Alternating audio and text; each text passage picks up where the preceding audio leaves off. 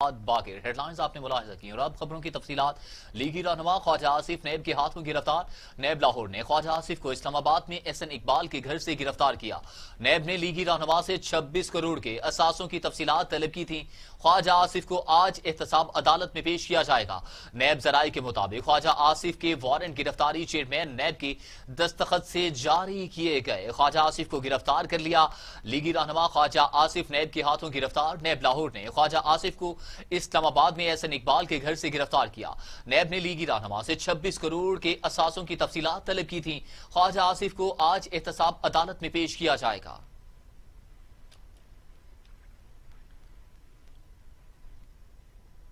خواجہ آصف کی گرفتاری پر مریم نواز نے شدید رد عمل کا اظہار کرتے ہوئے کہا کہ انہیں چھوڑنا پڑے گا ورنہ حالات خراب ہو سکتے ہیں۔ پریس کانفرنس کرتے ہوئے مریم نواز کا کہنا تھا کہ خواجہ آصف کی گرفتاری سے ہمیں خوف زدہ کرنے کی کوشش کی جا رہی ہے۔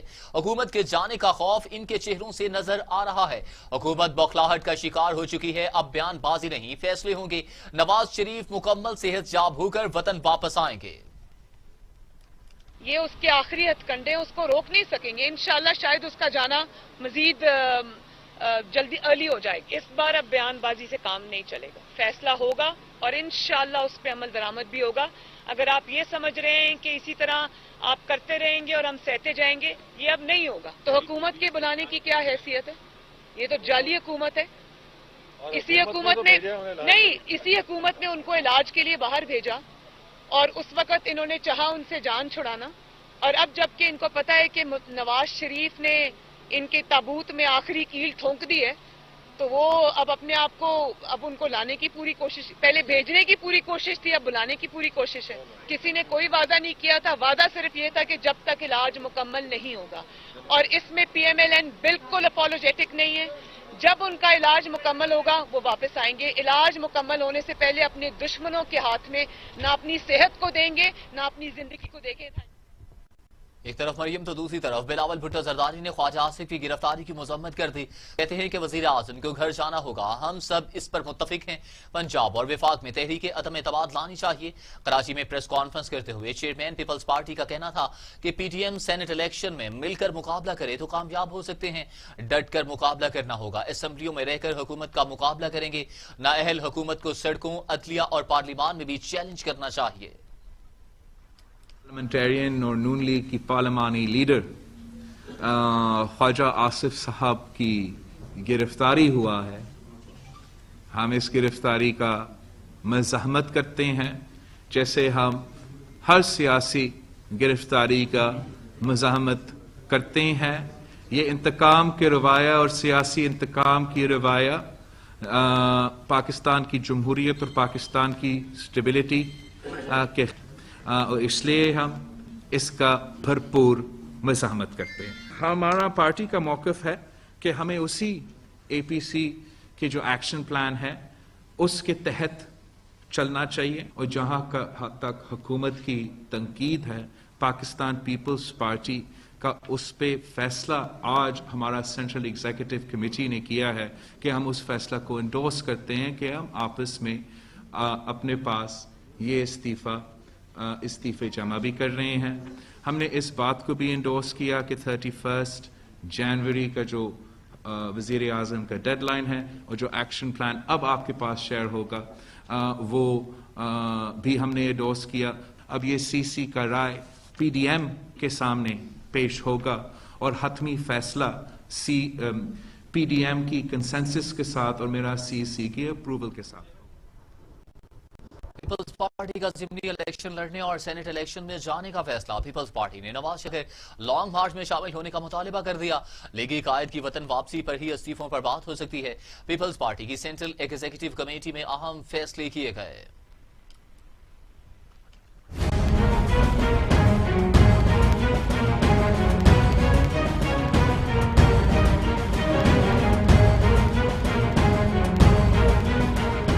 چیئرمین بلاول بھٹو زرداری کی زیر صدارت پیپلز پارٹی کی سینٹرل ایگزیکٹو کمیٹی کا اہم ترین اجلاس ہوا۔ اراکین نے واضح اور دو ٹوک موقف اختیار کیا اور واضح کیا کہ پیپلز پارٹی کسی کی ڈکٹیشن پر نہیں چل سکتی، مزاحمتی سیاست کے لیے تیار ہیں اور لانگ مارچ کریں گے۔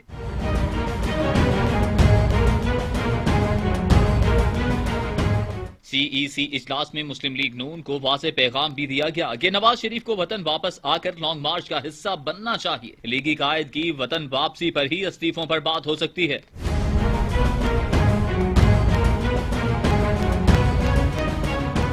اجلاس میں فیصلہ ہوا کہ پیپلز پارٹی ضمنی انتخابات اور سینٹ الیکشن لڑے گی. اس موقع پر استعفوں پر بھی تبادلہ خیال ہوا. قانونی ماہرین نے خدشہ ظاہر کیا کہ قبل از وقت استعفوں کی صورت میں حکومت 18ویں ترمیم ختم کر سکتی ہے. Chairman peoples party Bilawal Bhutto Zardari نے اجلاس میں کہا کہ اپوزیشن اتحاد PDM ہم نے بنایا.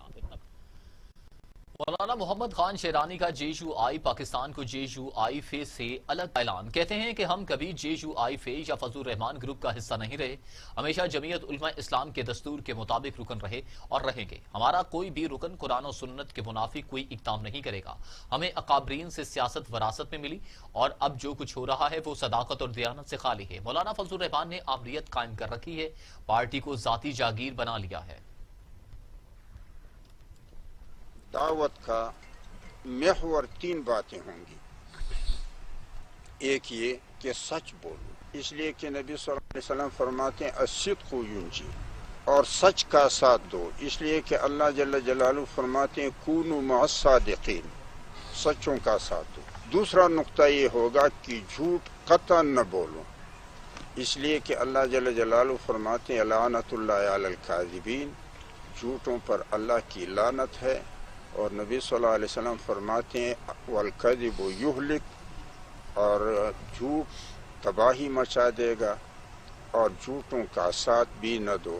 کہ ہم تمام ساتھیوں کو ترغیب دلائیں گے کہ وہ جماعت کے ساتھ، جماعتی اداروں کے ساتھ، جماعتی ارکان کے ساتھ رابطے نہ توڑیں اور ان کو پیٹھ نہ پھیریں، ضد نہ کریں، حسد سے کام نہ لیں. سب اللہ کے مخلص بندے بنیں اور اخوت کے رشتے میں جڑے رہیں، جو یہی ہدایت نبی اکرم صلی اللہ علیہ وسلم کی بھی ہے.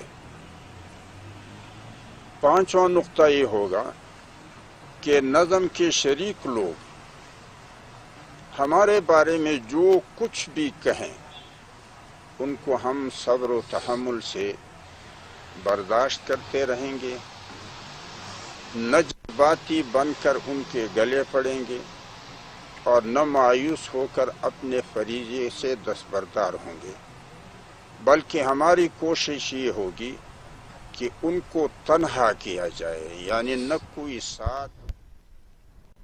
وفاقی وزیر اطلاعات و نشریات شبلی فراز کہتے ہیں کہ JUI کے اندر ہی پھوٹ شروع. یہ لوگ دانستہ یا غیر دانستہ طور پر بھارت کے اعلی کار بن گئے.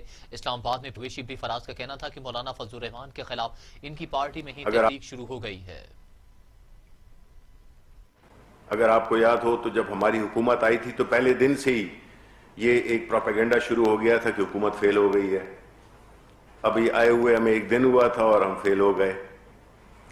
تو اس قسم کی جو ڈس انفارمیشن کا جو ایک کیمپین انڈیا نے شروع کیا ہوا تھا، آج ہم دیکھ رہے ہیں کہ PDM کے پلیٹ فارم سے بھی اسی قسم کی باتیں ہو رہی ہیں، چاہے وہ نواز شریف کی صورت میں ہو، چاہے وہ مریم نواز کی شریف صورت میں ہو، یا وہ مفتی کفایت اللہ کی صورت میں ہو. مقصد دانستہ طور پہ یا غیر دانستہ طور پہ جو کیمپین ڈس انفو لیب کر رہا تھا وہی بیانیہ لے کر ہمارے PDM کے جو کچھ لوگ ہیں وہ لے کے چل رہے ہیں. اب اس کا مقصد یہ بڑا ایک آرگنائز منظم قسم کا ایک کیمپین ہے جس میں کہ ریاست پاکستان کو بدنام کرنا اور ملک کو کمزور کرنا، ملک میں افراتفری پھیلانا، یہ اس کا بنیادی مقصد تھا، جس کا کہ ہم ری پلے دیکھ رہے ہیں یا اس کا جو ایکچوئل ورژن ہے وہ ہم ابھی یہاں PDM کی صورت میں دیکھ رہے ہیں. ایسی صورتحال میں حکومت نے بھی اس کا بڑی ہی سنجیدگی سے نوٹس بھی لیا ہے اور ہم چیزوں کو مانیٹر کر رہے ہیں کہ یہ چیزیں آئسولیشن میں ہو نہیں رہی ہیں. की काबीना ने कौमी एहतसाब ब्यूरो की अमरीका खुफिया इदारे फेडरल ब्यूरो ऑफ इन्वेस्टी के दरमियान अहम मुआहदे की मंजूरी दे दी। गिलगित बिल्तिस्तान में 3 साल के लिए फ्रंटियर कांस्टेबलरी तैनात करने की समरी मंजूर कर ली गई। वज़ीर आज़म इमरान खान की ज़ेर सदारत वफाकी काबीना के इजलास में सियासी और मुआशी सूरत हाल पर गौर किया गया। वज़ीर आज़म का कहना था कि इस्लामी फलाही रियासत की असल रूह के मुताबिक अमल करना होगा। हम मुस्तकबिल में ऐसा पाकिस्तान चाहते हैं जिसमें निचले तबके का एहसास हो। वफाकी काबीना के इजलास में गिलगित बिल्तिस्तान में 3 साल के लिए फ्रंटियर कांस्टेबलरी तैनात करने की समरी भी मंजूर कर ली गई। मुआवन खसूसी शहबाज गिल कहते हैं कि आसिफ जरदारी बहुत चालाकी से नून लीग से पुराने बदले चुका रहे हैं। मरियम की मौजूदगी में शेर का शिकारी जरदारी के नारे वाज़ेह सबूत है। शहबाज गिल ने एक ट्वीट में कहा कि अपोजिशन जलसों में नवाज शरीफ को बोलने की इजाजत नहीं, जबकि मरियम सफदर बाकायदा जरदारी की सियासी कनीज बनकर रह गई हैं। स्टेज पर बिठाकर मरियम सफदर को नून लीग दौर में एक्सपोर्ट कम करने के ताने भी दे दिए। मुआवन खसूसी फिरदौस आशिक रहमान कहती हैं कि 11 जमातों का टोला 9-2-11 होता नजर आ रहा है। आसिफ जरदारी की तकरीर ने पीडीएम का नजरिया मलिया मेट कर दिया। गड़ी खुदा बख्श जलसे में शेर के शिकारी के नगमे जरदारी की तकरीर की अक्कासी थे। गड़ी खुदा बख्श में मरियम नवाज ने जो टकरे मारी हैं जाके, उससे जो पीएमएलएन का जो नजरियाती वर्कर था उसके तो सीने जो है वो छलनी कर दी है उसने। भुट्टो को गद्दार कहने वाले और बेनजीर को सिक्योरिटी रिस्क कहने वाली जो पीएमएलएन की क्यादत है, वो गड़ी खुदा बख्श में इक्तदार के लिए एड़ियां रगड़ते मरियम नवाज को देख के मुंह छिपाती फिर रही है। मौलाना साहब ने 2 बच्चे जो बगल में लिए हैं और उन 9 मौलूद जो सियासत के अंदर गुड्डी गुड्डा मौलाना साहब जिनसे खेल रहे हैं, उन्होंने पीडीएम का बयानिया था उसको मौत के घाट उतार दिया। तो जो दोगलापन और मुनाफिकाना सोच मौलाना साहब की रही, जब उन्हें मफाद अजीज होता है, इक्तदार चाहिए होता है, तो मरियम नवाज के पीछे या बेनजीर भुट्टो शहीद के पीछे खड़ा होना वो एजाज समझते हैं। और जब उनका ये मकसद पूरा नहीं हो रहा होता तो फिर वो इस्लाम के नाम पे कौम को गुमराह करने के लिए खवातीन को सियासी रोल देने से इनकारी हो जाते हैं। जरदारी साहब ने तकरीर की, उन्होंने ये पैगाम दे दिया कि दूसरी जमातें खसूसन पीएमएलएन और मौलाना साहब ना हमें बताएं कि हमने क्या करना है, हमें डिक्टेट ना करें।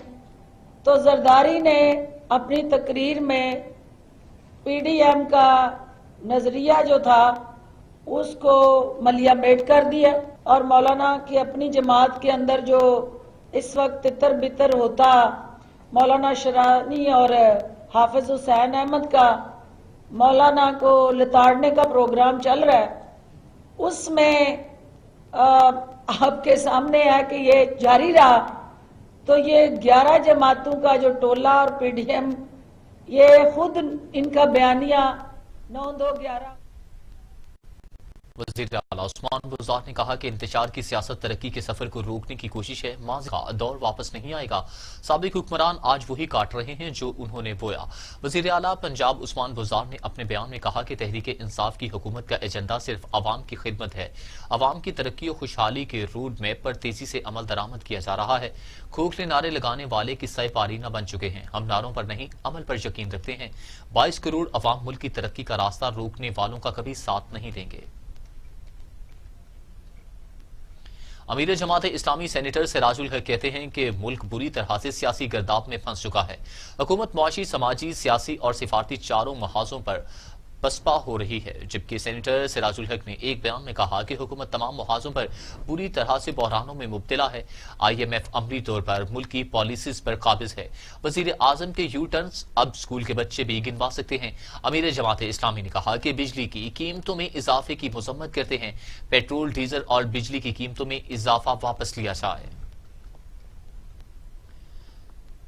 سپریم کورٹ نے سینٹ انتخابات کے حوالے سے صدارتی ریفرنس سماعت کے لیے مقرر کر دیا۔ چیف جسٹس کی سربراہی میں 5 رکنی لارجر بینچ 4 جنوری کو سماعت کرے گا۔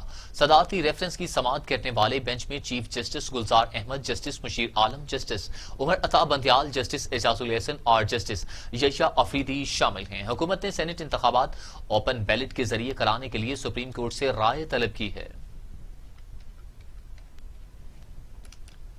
مزید ویلکم بیک۔ پاکستان میں خطرے کی گھنٹیاں بج گئیں۔ برطانیہ میں کورونا کی نئی قسم کے کیسز پاکستان میں بھی سامنے آ گئے۔ برطانیہ سے واپس آنے والے 12 افراد کے کورونا ٹیسٹ کیے گئے، 6 میں کورونا وائرس کی تصدیق ہوئی۔ ان 6 مریضوں میں سے 3 میں کورونا کی نئی قسم پائی گئی۔ متعلقہ افراد میں مزید ٹیسٹ بھی کیے گئے، جبکہ رابطے میں آنے والے تمام افراد کے ٹیسٹ کیے جا رہے ہیں۔ لاپرواہی اور بے احتیاطی نے کورونا کو بے قابو کر دیا۔ دوسری لہر میں اموات بڑھنے لگیں۔ 24 گھنٹوں میں مزید 63 مریضوں کے انتقال نے خطرے کی گھنٹیاں بجا دیں۔ اموات کی تعداد 9,992 ہو گئی۔ مزید 1,776 افراد میں کورونا کی تشخیص سے مریضوں کی تعداد 4,75,000 سے زائد ہو گئی۔ 4,25,494 مریض صحت یاب ہو چکے۔ 39,600 مریض زیر علاج ہیں۔ پاکستان میں کورونا سے ایک روز میں 63 مریضوں کا انتقال ہو گیا۔ پنجاب میں 3,959، سندھ میں 3,502، خیبر پختونخوا میں 1,617، بلوچستان میں 182، گلگت بلتستان میں 101، آزاد کشمیر میں 219 اور اسلام آباد میں 412 مریض انتقال کر چکے ہیں۔ دنیا بھر میں کورونا سے ہلاکتوں کی تعداد 17,84,000 ہو گئی ہے۔ مریضوں کی تعداد 8,17,00,000 ہو گئی۔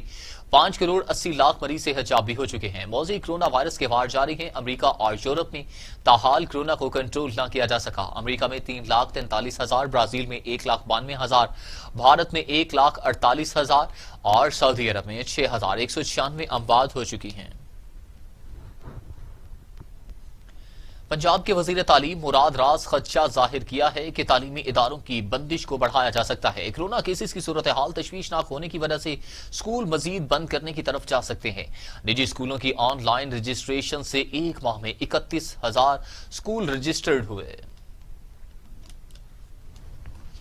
نون لیگ نے یہ بنایا تھا پروگرام چلانے کے لیے، چلایا نہیں تھا، اور کاسٹ بنائی تھی 14 کروڑ روپے، 14 ارب روپیہ، 14 ارب روپیہ یہ کاسٹ تھی۔ کاسٹ صرف بنانے کی، اس کے بعد سروس کرنے کی اس کو کاسٹ تھی 14 کروڑ ہر سال۔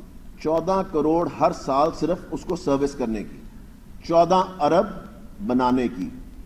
ہم نے وہی چیز کی ہے 25 لاکھ روپیہ سال کا۔ 25 لاکھ روپے کے اندر سے 14 ارب دیکھ لیں، 14 کروڑ دیکھ لیں، اور 25 لاکھ روپیہ دیکھ لیں۔ اس میں یہ پروگرام انشاءاللہ تعالیٰ آپ دیکھنا زبردست طریقے سے چل رہا ہے۔ ہم نے ہمیشہ ECE کیا ہے، ارلی چائلڈہڈ ایجوکیشن۔ ہمارا مائنڈ سیٹ ایسا ہے کہ جب بھی ہم کوئی فری چیز دیتے ہیں ہم کہتے ہیں بالکل بلو کوالٹی ہو، بالکل ایسی کوالٹی ہو کہ بس وہ فری دے رہے ہیں تو بالکل ہی خراب چیز ہو۔ آپ کو میں کوالٹی دکھاتا ہوں جو اس دفعہ ہم نے ارلی چائلڈہڈ ایجوکیشن کی کتاب دی ہے، انٹرنیشنل سٹینڈرڈ کی ہے، انٹرنیشنل سٹینڈرڈ کی کتاب ہے، پہلی دفعہ بچوں کو دی گئی، اور آپ دیکھنا کہ اس سے بچوں کا مائنڈ سیٹ چینج ہوگا۔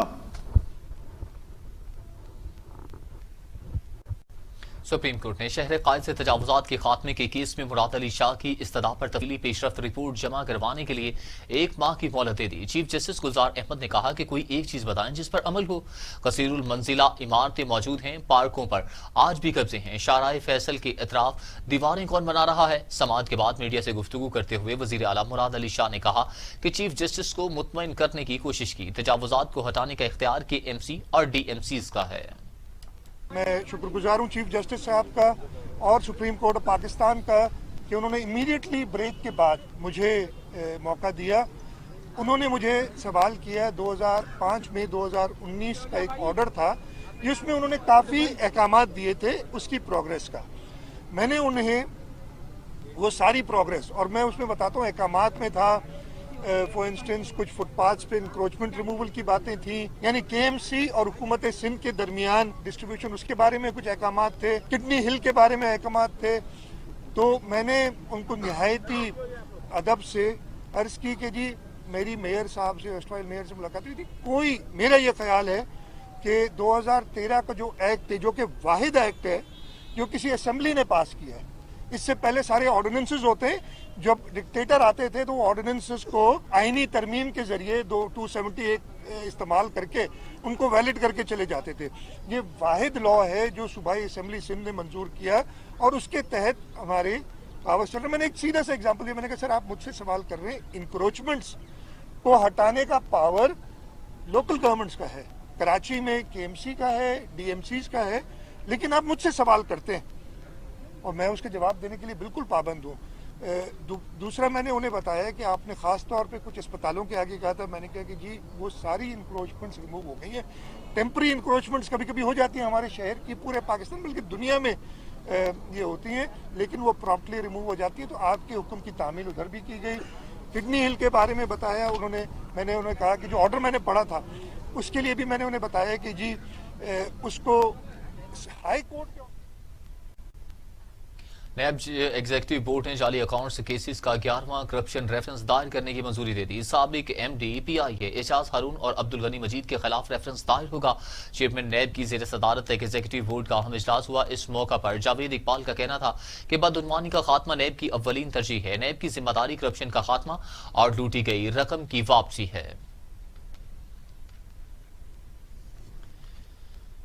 चीन ने कहा है कि पाकिस्तान और चीन को ताउन और सदाबहार दोस्ती को उजागर करने के लिए मुअस्सर किरदार जारी रखना चाहिए। बीजिंग में प्रेस ब्रीफिंग के दौरान चीन की वजारत खारजा के तर्जमान ने उम्मीद जाहिर की कि दोनों ममालिक के बाहमी ताल्लुकात के हवाले से सहाफत के शोबे से ताल्लुक रखने वाले अहबाब अपना अहम किरदार अदा करते रहेंगे। तर्जमान ने कहा कि वर्चुअल तकरीब में शरीक होने वाले थिंक टैंक के अलावा तकरीबन 100 लोगों ने शिरकत की, जिसमें दोनों ममालिक के सफीरों ने दोनों ममालिक के अवाम के मुश्तरका मफाद के लिए चीन और पाकिस्तान के माबैन दोस्ती और ताउन को फरोग देने की जरूरत पर जोर दिया। अक़वाम मुत्तहिदा के सेक्रेटरी जनरल एंटोनियो गुतेरेस ने बलूचिस्तान में फ्रंटियर कोर की चेक पोस्ट पर दहशतगर्दों के हमले की शदीद मज़म्मत करते हुए पाकिस्तान हुकूमत के साथ यकजहती का इजहार किया है।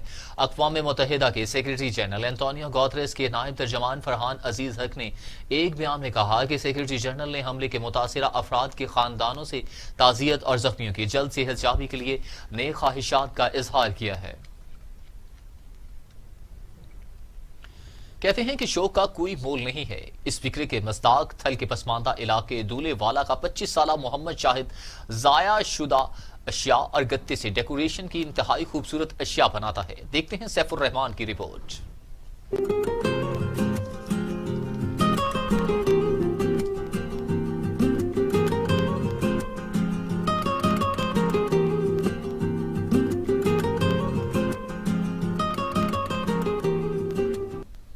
कहते हैं कि शौक का कोई मोल नहीं। अपने शौक की तकमील के लिए लोग अजीब व गरीब अंदाज और तरीके इख्तियार करते हैं और मुतनव्वो किस्म के शौक की खातिर न सिर्फ वक्त बल्कि पैसा भी बर्बाद करते हैं। लेकिन थल से ताल्लुक रखने वाला 25 साला मोहम्मद शाहिद रोजमर्रा की जाया शुदा अशिया से डेकोरेशन की इंतहाई खूबसूरत चीजें बनाता है जो कि काबिल दीद हैं। मुझे 5 साल से ये शौक है। जब मैं दुकान से आता हूँ ना रात को मैं शुरू करता हूँ ये बनाना। वैसे तो मैं काम ना सलून का करता हूँ, बनाने के लिए बैठता हूँ ना तो 6 से 7 घंटे।